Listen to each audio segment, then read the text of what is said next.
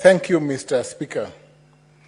Mr. Speaker, I take this opportunity to contribute to the motion on the state of the nation, and coming after the contributions by the Leader of Majority and the Leader of Minority and several senators from this side of the House, Mr. Speaker, sir, I wish to reiterate that this is a time when His Excellency President Ruto, the President of the Republic of Kenya, must stand up and be counted to make Kenya what it is and to do those things, Mr. Speaker, sir, that will define this nation as a nation that belongs to all the people of this country. To define this nation, Mr. Speaker, sir, as a nation that is not just made up of two communities, that must, Mr. Speaker, sir, reflect the face of every community in this country. Mr. Speaker, it is a time for inclusivity, a time to ensure that all those in the peripheries of this nation who feel that they have been left out of the governance structure of this nation are brought into the framework that will steer this nation going forth. Mr. Speaker, a time that those groups, either the Gen Zs or other groups, however they define themselves, Mr. Speaker, sir, must be brought into governance. And, Mr. Speaker, sir, we are here to support His Excellency the President. Mr. Speaker, I have a history and I've been on record as being one of those members of Parliament who have supported and stood with government. And that, Mr. Speaker, is what I intend to continue to do. But, Mr. Speaker, with a tinker, Mr. Speaker, sir. I'm happy, Mr. Speaker, sir, that the leader of my party, the Right Honorable Raila Odinga, has seen the need, Mr. Speaker, sir, to work with government with a view, Mr. Speaker, sir, to stabilizing this government. Because this government, Mr. Speaker, sir, serves every citizen of this country. And when my good friend, the Senator from Migori, Eddie Mwok, spoke to me 3 days ago on the possibility of my party, the ODM, moving in the direction of government, I told him that that is the right thing to do. I told him that's the right thing. I know he will. He knows that that is the right thing, and that I believe, Mr. Speaker, sir, that my party. Order, Senator Ojienda. Yes, Mr. Speaker. Senator Eddie, there is just have a seat. Senator Ojienda, just have a seat. Before this motion was processed, the leadership sat and agreed to basic house rules. And one of those rules was that there shall be no points of order raised on any senator who is on their feet contributing to this motion.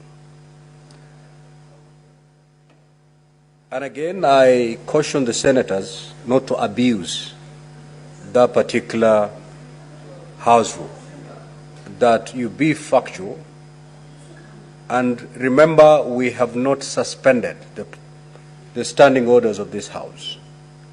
So you have to take responsibility for whatever you say. You have to be factual, and whatever you say, you must be able to substantiate. So if you're unable to substantiate, don't go there.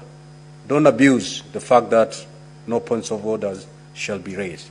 So, Senator Ojienda, if indeed what you're saying is factual, you may proceed. If it's not, just withdraw it and proceed to make your copy. Mr. Speaker, I will proceed, and because Senator Eddie will have a chance to speak, I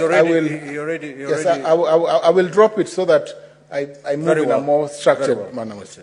Mr. Speaker, it is not in doubt, Mr. Speaker, sir, that our party leader, the Right Honorable Raila Odinga, has seen the need, the greater interest of this country as overriding momentary interests or momentary party interests. And I thank him, Mr. Speaker, sir. Because, Mr. Speaker, sir, this is a time to focus.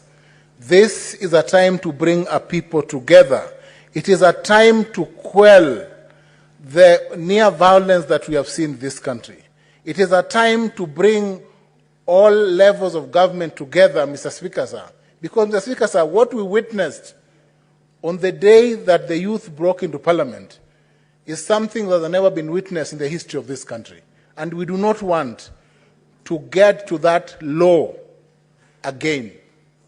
Mr. Speaker, sir, on that fateful day, not only was Parliament attacked, but the Supreme Court was also attacked. The county of Nairobi, the bastion or representing devolved power, was also attacked, Mr. Speaker, sir. This country must pull together. And to pull together, Mr. Speaker, sir, there must be a beginning. Political parties must ignore momentary political interests and sacrifice those momentary political interests for the bigger interests of this nation. Mr. Speaker, sir, today I rise as one of those last senators to be counted on this question. And my word is, Mr. Speaker, sir, that I stand for transformation. I stand for change.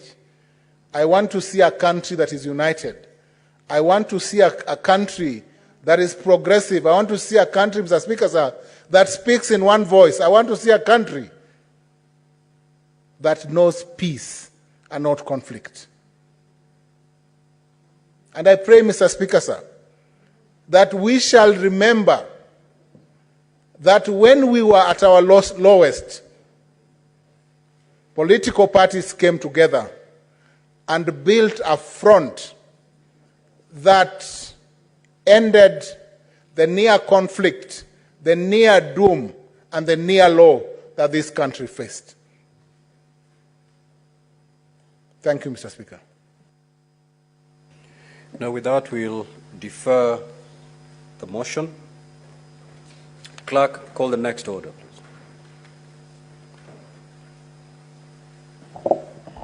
Order number 9.